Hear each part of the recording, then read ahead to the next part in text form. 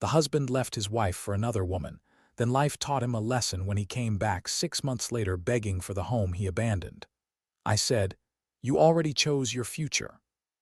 By morning, his mistress was gone, his savings were frozen, and my doorbell camera became Exhibit 1. Original post: I'm Ava, 34, and I live in Raleigh. My husband, Brian, was 36 when this started. We had been married for 8 years, together for almost 11. Brian worked as a logistics supervisor. I managed the front office at a dental clinic.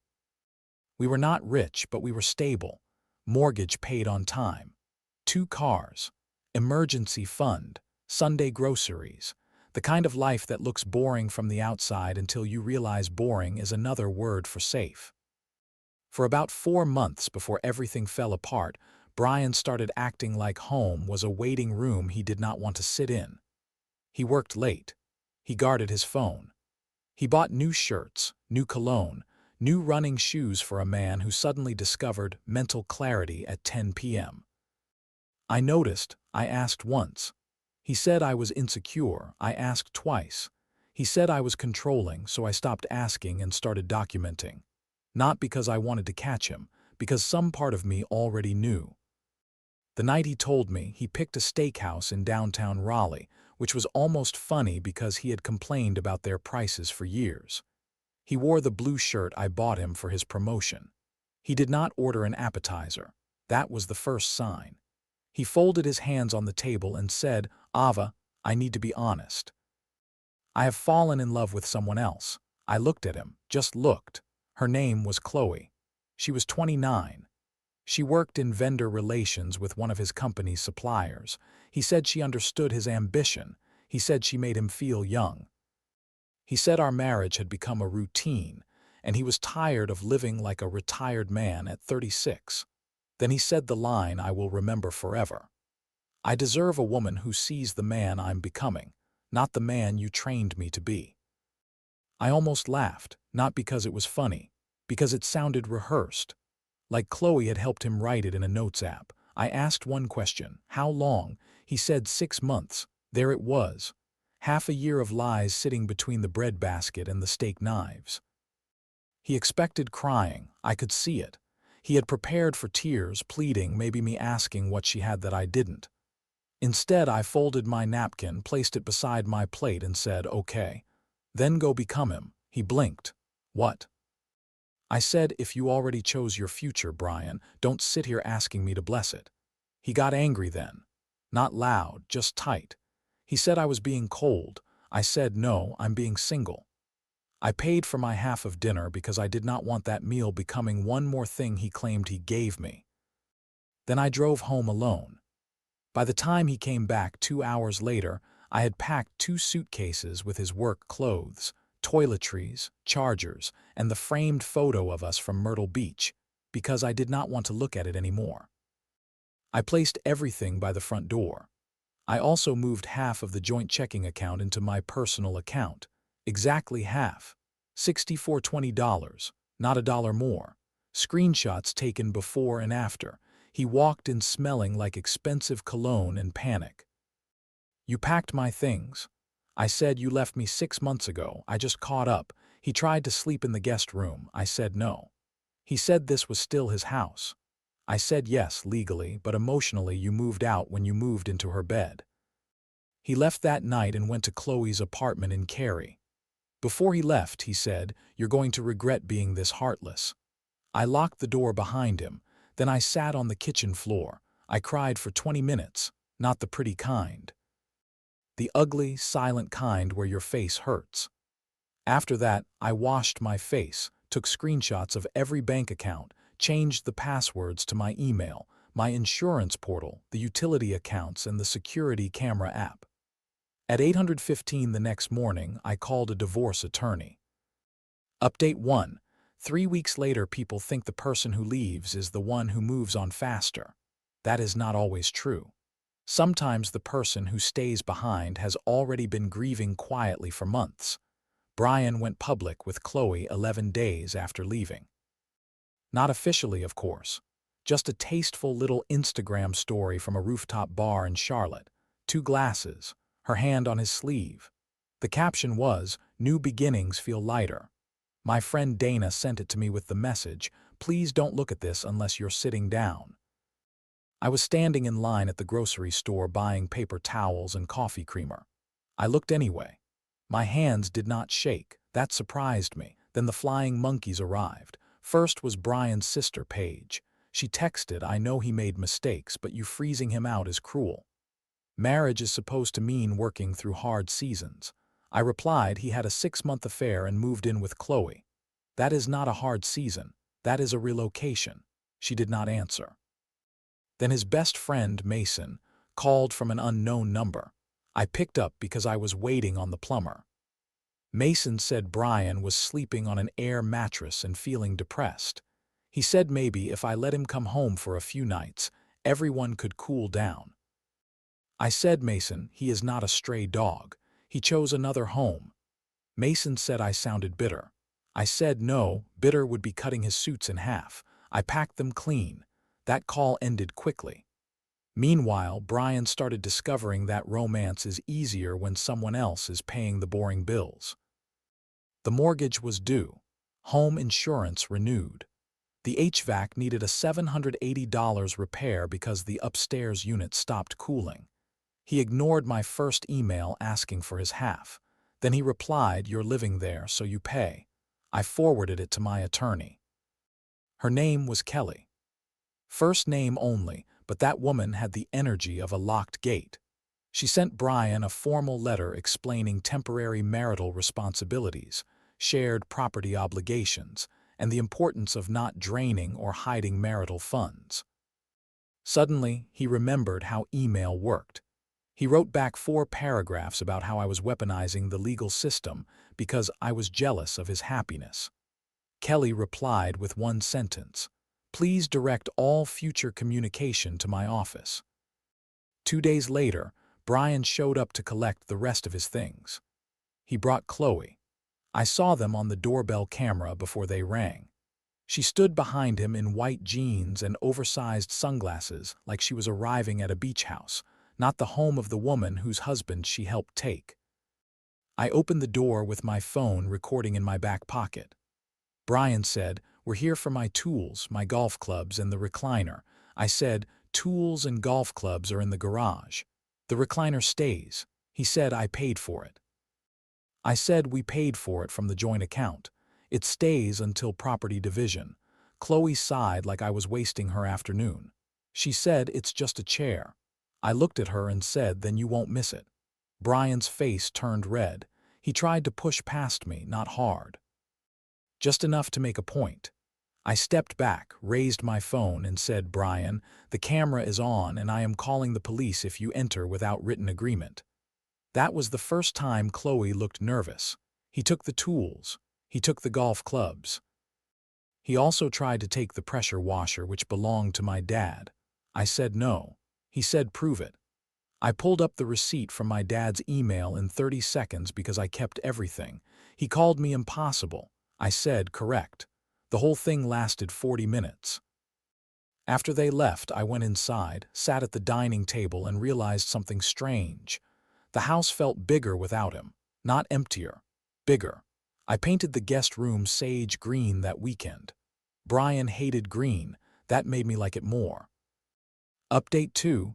6 months later, 6 months after he left, life started teaching. It did not happen all at once. There was no lightning bolt, just consequences arriving on schedule.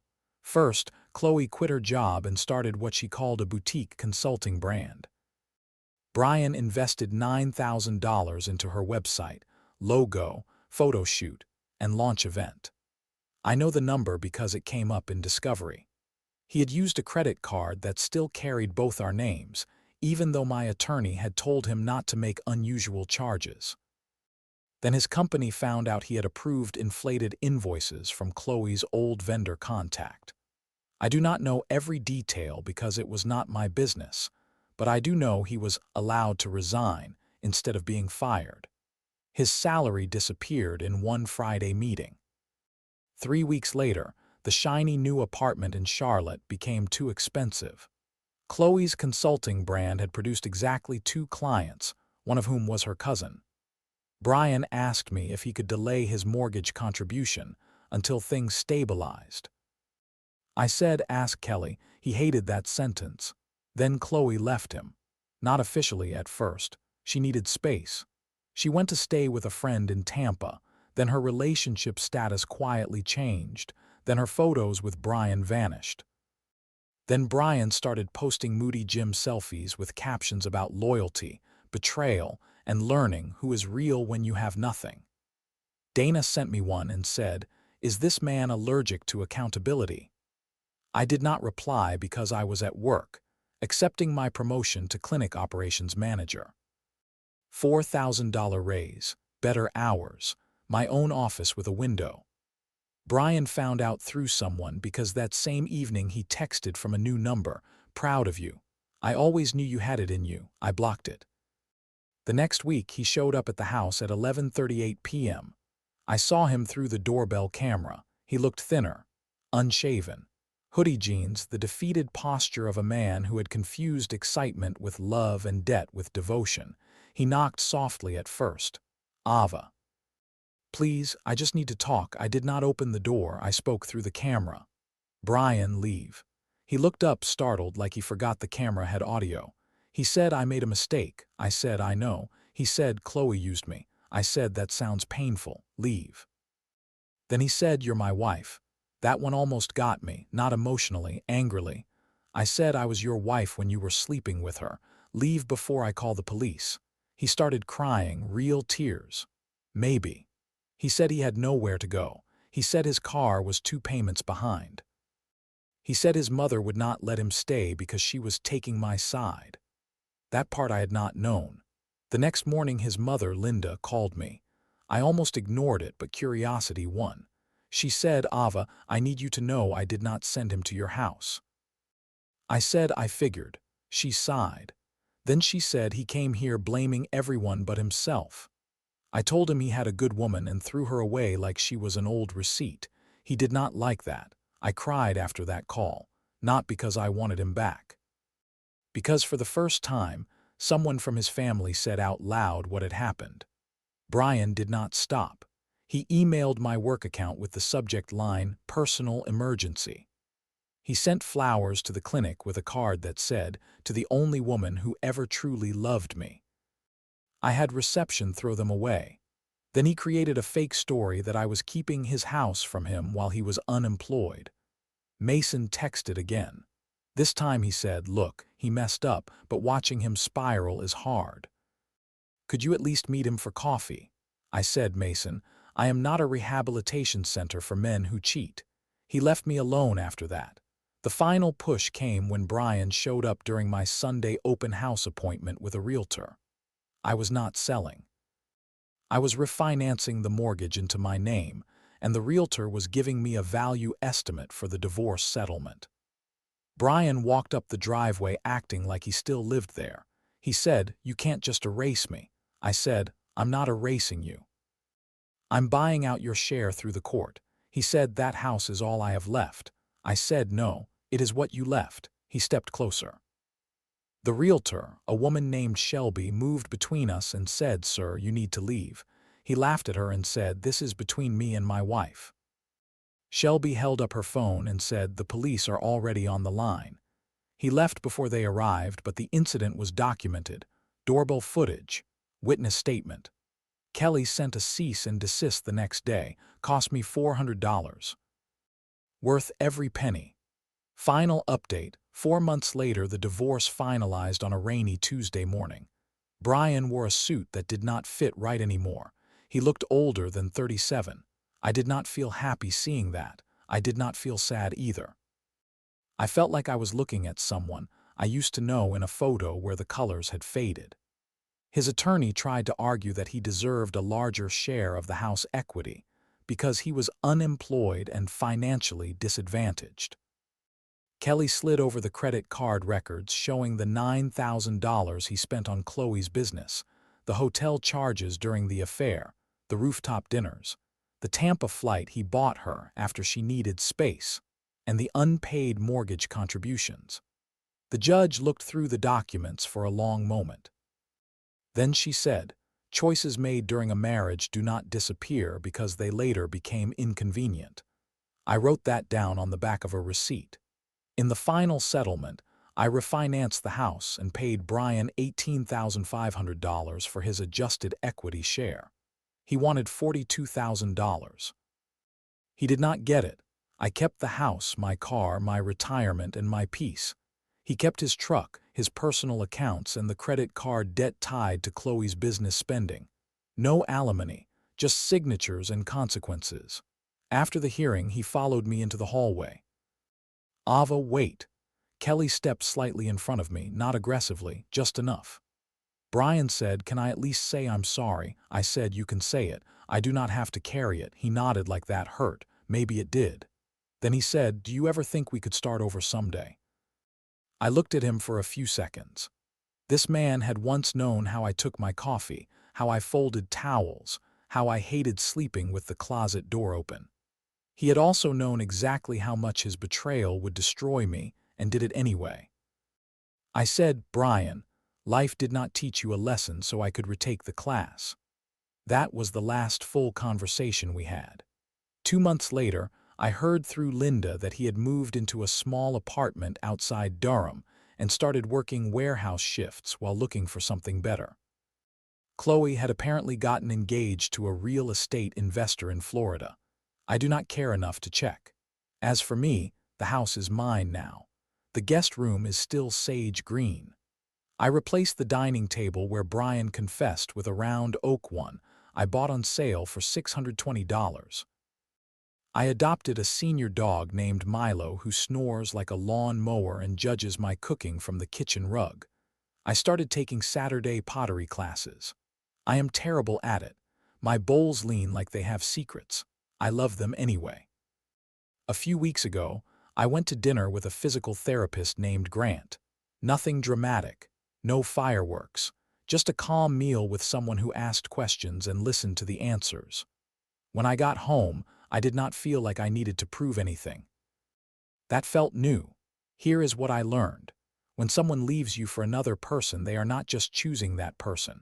They are choosing the version of themselves they think they can become without responsibility. Sometimes life lets them try it. Sometimes the bills arrive. Sometimes the new love gets bored when the fantasy turns into rent, job loss, laundry, and credit card statements. But their lesson is not your assignment. Brian came back when the other woman left, when the money got tight, when his family stopped clapping for his brave new beginning. He did not come back when I was crying on the kitchen floor. He came back when he needed shelter. That is not love. That is weather. And I am not a house people run to only when it rains. If this story hit close to home, comment below whether you faced something similar or what your opinion is. Please subscribe, like, and share this story with someone who needs the reminder that choosing yourself is not heartless.